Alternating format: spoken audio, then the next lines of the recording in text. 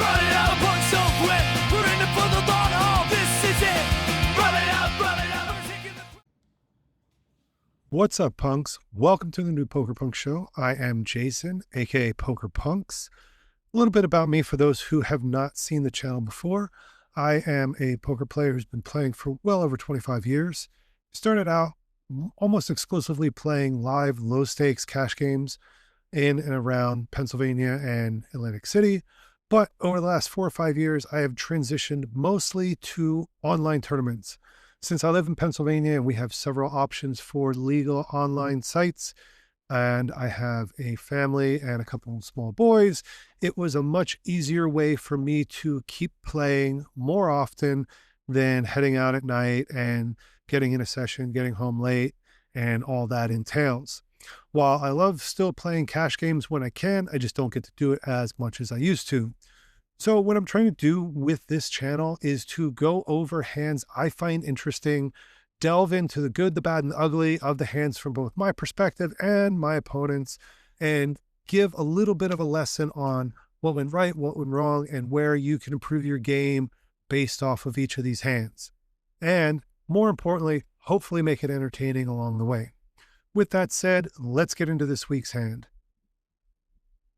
So for this hand, we are playing a Friday night $100 buy-in, 10,000 guaranteed tournament on PokerStars. It's pretty early in the tournament. There's plenty of time to rebuy, and we have a stack of 58 big blinds. And from middle position, I opened 2.3 big blinds with King Jack of spades. Now, at the time, I thought this might be a little bit of a wide open, but after compiling the hand for this video, I did go back to GTO Wizard to check it out, which I'll go over later in the video. One of the reasons that I'm opening what I feel is a little bit on the wider side is this table has been very passive. I haven't observed very many 3-bets, so I don't really feel like I'm going to get 3-bet light in this table. So I'm going to open a little bit wider from every position to put a little bit of pressure on the rest of the table. And if I get played back at, I can always continue with my strongest hands and just fold out my weakest hands. And 2.3 is pretty standard open for tournaments these days, especially online. The first villain is in the low jack on 86 bigs, and he just flats, which isn't terribly surprising for this player. Their 3-bet stat is less than 5% for several hundred hands. I think at least a few hundred, if not a few thousand. This is a player I've played with before who I've tagged as pretty fishy. And I really only think they're ever going to 3-bet aces or kings, probably not even ace king. So if they were to 3-bet, it's a pretty easy fold. But in this case, they just flat. Villain number 2 in this hand is in the cutoff with 94 bigs, and they flat as well. I don't have as much information on this player, but when I get 2 flat callers in position to me with what I consider a weakish marginal hand, my spidey senses tingle a little bit, and I'm a little bit on edge going to the flop because I don't want to get myself in a situation where I'm putting a lot of chips in the middle with a marginal hand. So with that said, it goes like this. And we go to a flop of ace of diamonds, 10 of diamonds, 6 of clubs.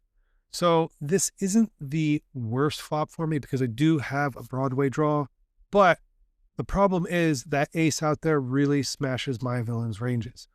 Weak, passive players love to play any ace. So with that being said, my caution alarm kicks up a notch.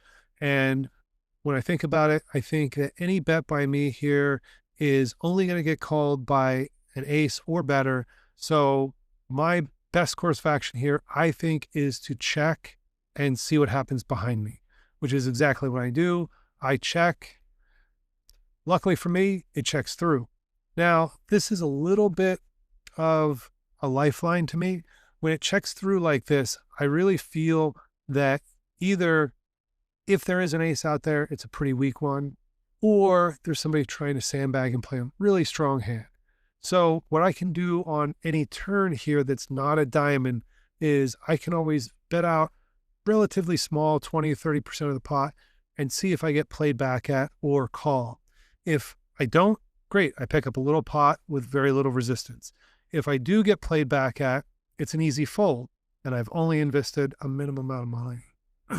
If I just get called, then I can play the river cautiously, and I can try and bluff scare cards if a diamond comes off, if I think maybe they're on a weak ace, or if no equity comes in for me and I'm stuck with just king high, I can just wave the white flag and move on to the next hand.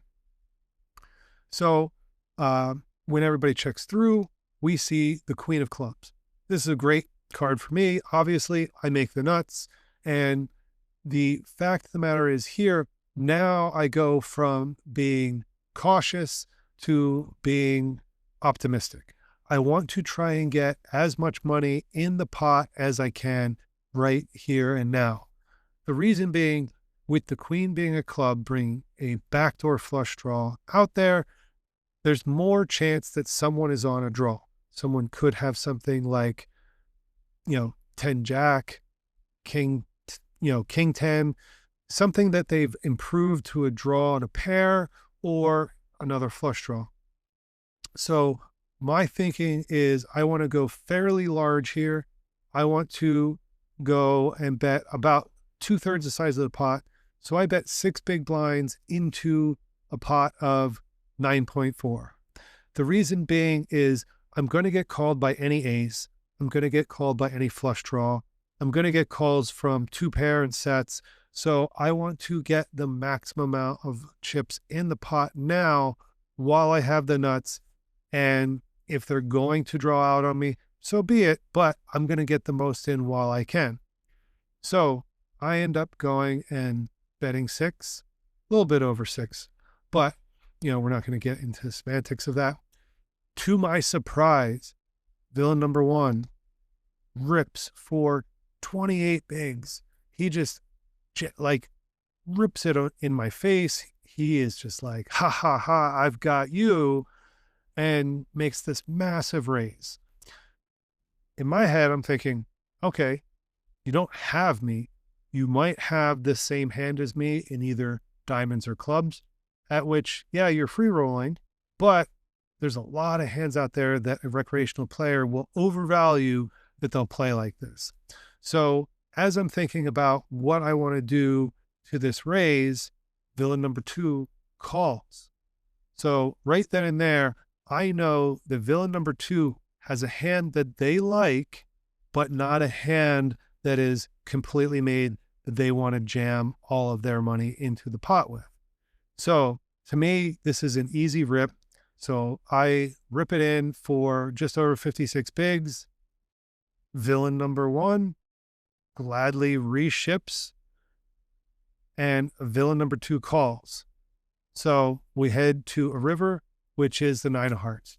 Perfect for me. Nothing changes. I still have the nuts, and I cannot be happier at this point. So what do you think that these 2 players have? I'm thinking that I'm chopping with at least one of them, and one of them brick the flush. Well, turns out that villain number 1 flop middle set, and they got too aggressive with it at the wrong time. This is definitely a hand that they needed to raise on the flop. Well, not raise, bet. The reason being is there's a flush draw out there, there's straight draws out there.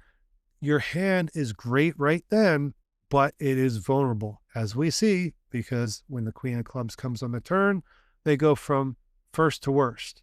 So the big mistake that was made here, aside from not reopening pre-flop, is that they tried to slow play and they caught themselves in the slow play trap. So what did villain number 2 have? They had pocket queens. This is where it just gets completely off the rails. This is one of those hands that people think is such a setup in online poker, and people get mad like, oh, it's rigged. Fact of the matter is, these sort of hands come up in live play too. I've been there. I've seen it. Doesn't happen a lot, but the thing that people don't realize is online you're seeing 5, 10, 15 times more hands an hour than you are live. So these hands come up more frequently. So therefore, these things happen more often. So obviously, I win this pot. And here's the takeaways from this hand. You need to play your hand. You can't wait for someone else to bet your hand. When you do that, you're losing value. You're losing value in some very specific ways. By checking the flop, villain number one with the set of tens is giving up value of chips they could get in at that point while they're ahead. The thing is, when you check that flop street, it's very hard to get those bets into the pot later because your stack to pot ratio is increased. So therefore, people are going to be less willing to put even more money in on the turn. Multi-way equity. When you go to a flop multi-way, you are inherently diluting the value of your hand.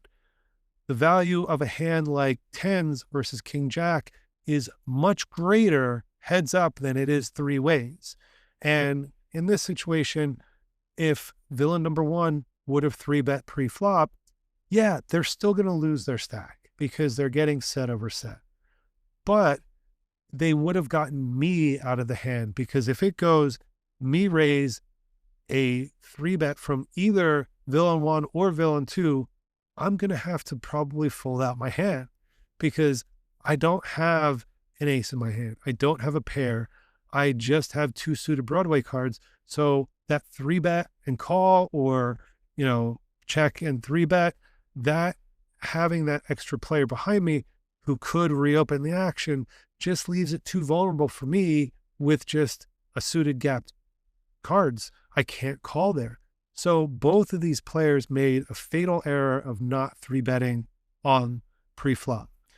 Then villain number one made the fatal error of not raising on the flop because that would have definitely gotten me out of the hand.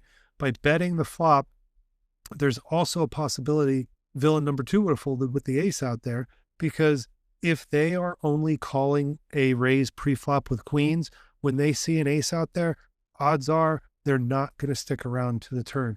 I would say it's probably 50-50 whether they stick around to the turn with the ace out there if villain number one bets. So then when the queen does come off and I lead out, the villain number one with the pocket tens then decides to spring this all-knowing trap, which in hindsight, they're kicking themselves for because not only were they second best in the hand, they were third best. So by waiting that extra street, they've taken their equity and gone from, at least high 60s to zero because it's just, they have one out at that point. They have the case 10. So it's almost none. So by delaying their aggression, they've shot themselves in the foot. Now, villain number two, in all honesty, they could have gotten away from this because when I bet and then villain number one raises 5x for half his stack, yeah, I know you've got middle set, but there's no guarantee that I don't have a set of aces. There's no guarantee that I don't have king jack. So by being passive and just calling here, yeah, they could have saved half their stack, but when it comes back to me and I rejam and the other player rejams as well, if I had queens there, it would be a puke in my mouth and fold moment because I would know that someone had to have at least the straight, if not pocket aces. In my head, I would sleep well at night making that fold. Anyway, they don't make the fold. And, luckily they had the other villain beat who had me covered. So they still got something back, but they still lost a considerable amount of their stack. And that's why being trapped by your own trap can be the worst play in poker because you're so blinded by your hand, you forget that there's a fact that something out there can beat you. So by being blinded to the ranges of your opponents, you really just set yourself up, instead of for winning big pots, for losing big pots. So with all that being said, hopefully you will get a little bit of a lesson on what not to do when you flop big or when you have big pairs pre-flop. You really have to play your hand, and aggression is winning poker. Know the ranges of your opponents, don't slow play your monsters, and bet when it matters. Those are the big takeaways, because chipping up a stack early in a tournament can really help you out. In this situation, it propelled me from middle of the stack to chip leader, and I was able to ride that chip lead all the way to the final table and almost took this one down. I made a blunder at the final table, and I think I took third or fourth, but it was still a really good run on this night. So thanks for joining us for the new Poker Punx show. Hopefully you liked what you saw. If you did, please comment, like, subscribe, all those things. They really help the algorithm find our audience for this content, help spread the word. You can always check out everything else that we're doing at PokerPunx.com. You can submit hands that I can go over, that I'd like to incorporate hands from viewers and listeners into the podcast and into the videos. I want this to be an interactive experience. I also have a Discord out there. I have my socials up here. They're all pretty much at PokerPunx. I was able to lock all those up really good. Also, we have a line of merch that I'm launching at PokerPunx.com. If you're interested, go check it out. And anyway, until the next video, remember, always run it up the punk. Get back in control.